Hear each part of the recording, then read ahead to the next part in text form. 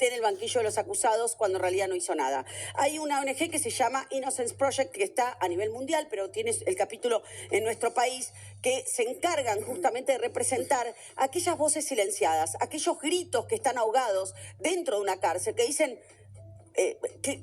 gritan por su libertad y nadie los escucha. Manuel Garrido es una de las caras visibles de Innocence Project, capítulo argentino. Gracias por venir, Manuel. Hola, ¿cómo estás? Bueno, Manuel Garrido fue fiscal de la Nación, fue fiscal anticorrupción, por eso lo conocemos tanto. Está hace muchos años en Innocence Project representando muchísimos casos que ustedes no conocen, pero que van militando y a poquito van trabajando para que se haga justicia en esos casos de inocentes que están presos, privados de su libertad, o gente que no está presa pero que está acusada de un delito que no cometió. ¿Cómo se contactan ustedes con Clemente y por qué Innocence Project decide representarlo?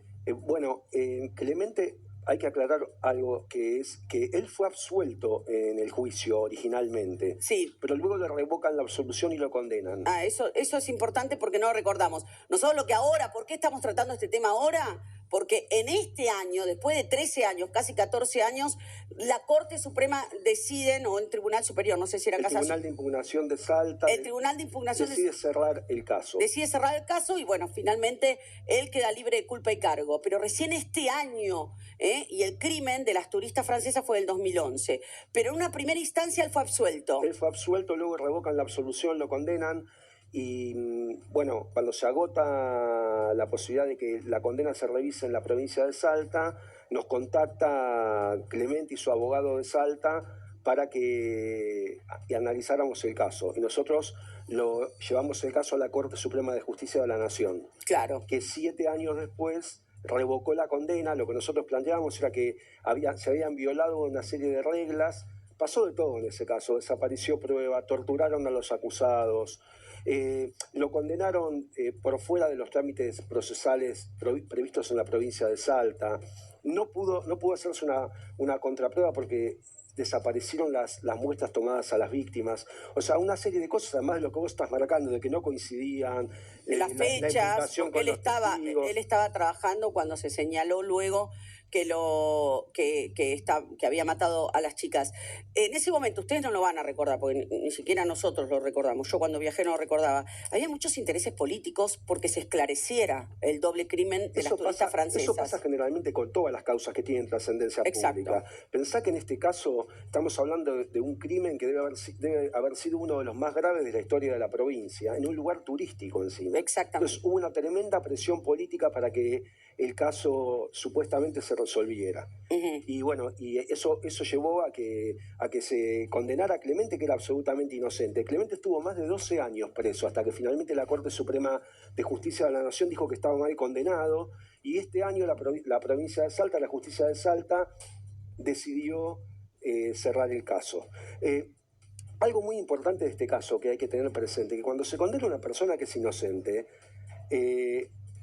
se deja en libertad también a quienes son los verdaderos culpables. Claro, no hay Por justicia. eso en este caso, además de que Clemente estuvo preso, el caso todavía está parcialmente está sin impune. esclarecer. Sí, hay sospechosos igual. Bueno, un dato interesante o importante, novedoso a partir de que se cierra el caso respecto de Clemente, es que se constituyó una comisión especial de fiscales en la provincia de Salta para volver a investigar el caso, y Jean-Michel Bouvier, que es el papá de una de las víctimas, sí, se acaba de presentar en esa investigación y además está solicitando en Francia que en Francia se abra el caso. Mirá, es tremendo. ¿Cuántos años después? ¿13, 14 años después? Y sí, calcula que pasaron ya por lo menos 14, 15 años del hecho. Nosotros tenemos este caso, la justicia es casuística, ustedes lo saben, y el periodismo también, pretendemos no generalizar. Este es un caso puntual, es un caso donde todavía el crimen de las 2 turistas francesas está impune y donde los familiares no se quieren quedar con una respuesta mala que le da la política o la justicia. Si no es el culpable, no hay justicia y hay un inocente más que también le arruinaron la vida, como en el caso de Clemente. Ahora, Clemente no es el único, por eso hay una organización que se llama Innocence Project, que trabaja, lo pueden encontrar en redes también, que trabaja justamente en estos casos donde ya los que están presos o acusados no tienen quien los escuche. ¿Cuántos de estos casos ustedes tienen? O sea, a lo que voy, Manuel, es ¿cuán frecuente es esto y lo ignoramos? Mira, es bastante frecuente. La cuestión esta del litigio de inocentes se explota a fines de la década del 90 del siglo XX, cuando se empieza a aplicar la prueba de ADN en las causas. Esto empezó en Estados Unidos y empiezan a descubrir, aplicando la prueba de ADN, que habían atribuido un montón de crímenes a personas que Claro. en realidad no los habían cometido.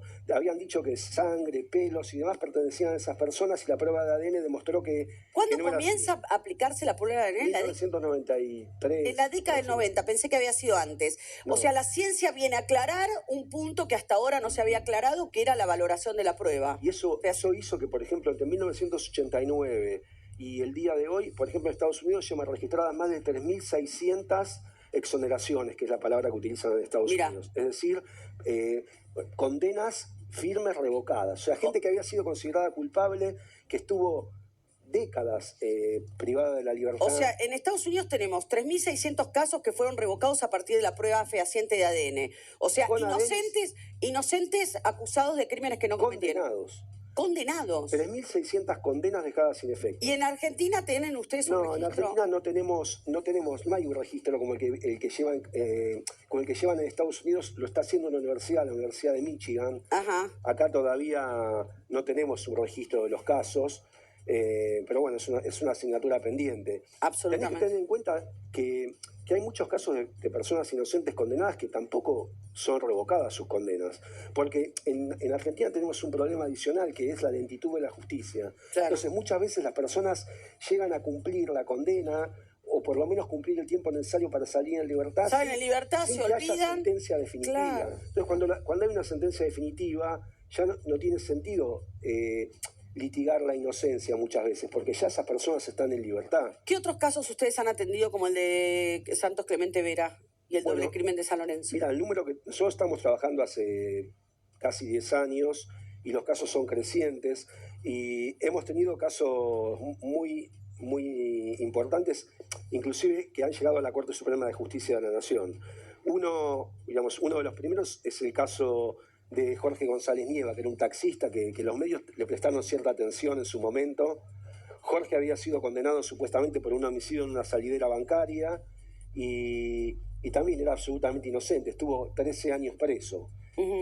O sea, un taxista donde había habido una combinación de factores, pero concretamente había habido una causa armada. La policía de la provincia de Buenos Aires le había atribuido la salidera supuestamente con la identificación de un testigo, que luego se demostró que no lo había identificado. Y ahora había identificado a otra persona. Claro. Recientemente, también el año pasado, obtuvimos la absolución de Marcos Bazán en un caso de Lomas de Zamora, que supuestamente había un perro que ladraba en la casa de Marcos y decía que la víctima había estado privada de la libertad en la casa de Marcos, y en realidad el crimen lo había cometido otra persona, y con la cual Marcos no tenía nada que ver. Y ese crimen logró esclarecerse. Y quedó absuelto luego de haber sido condenado a prisión perpetua en el primer juicio. No, qué locura.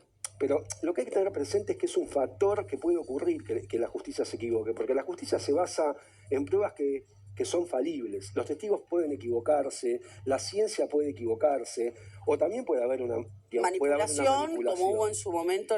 Pero aun cuando no haya manipulación, la justicia se basa en pruebas que son controvertibles, que pueden cometerse errores. Está bien, pero ¿y cómo se evita eso? ¿Qué necesitaría la justicia para revocar, para que finalmente, la decisión final, luego de varias instancias de revisión, sea por la verdad? Mira, hay muchos factores que hay que mejorar. Uno de los temas que se están discutiendo en Estados Unidos y en el resto del mundo tiene que ver con mejorar las ciencias forenses. Claro. Otra cosa también tiene que ver con el conocimiento por parte de los operadores de justicia de los límites que tienen las pruebas. Por ejemplo, los reconocimientos de personas, que son muy falibles. Otra cuestión también pasa por esclarecer que hay supuestas disciplinas a las cuales se les atribuye fiabilidad que no lo son, como por ejemplo esto del ladrido de los perros, que tiene una fiabilidad muy limitada o inexistente. Está bien eso.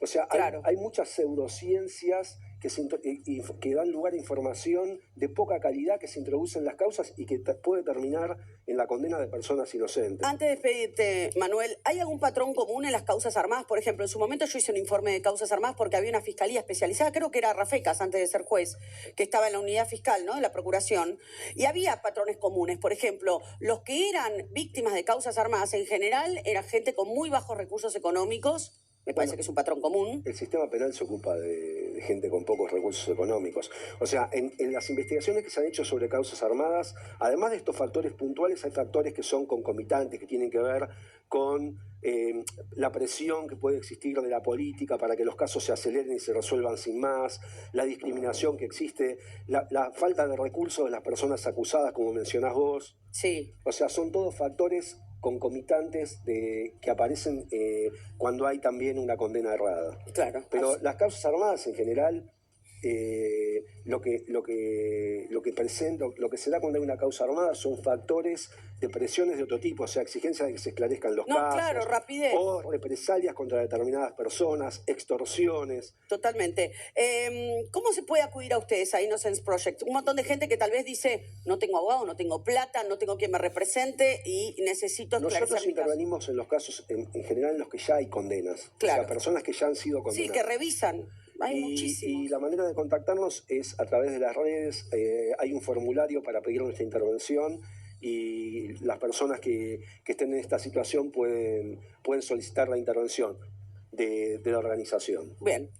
Una aclaración, para revocar una condena hay que tener pruebas, porque las condenas, una vez que quedan firmes, es muy difícil revocarlas. Claro. Entonces, eso hace que haya que investigar cada caso para determinar si es posible revocar esas condenas. Muy bien. Manuel Garrido, gracias. Gracias, Lorena, a vos. Bien, muy bien. 11:25, Ale, vamos con vos.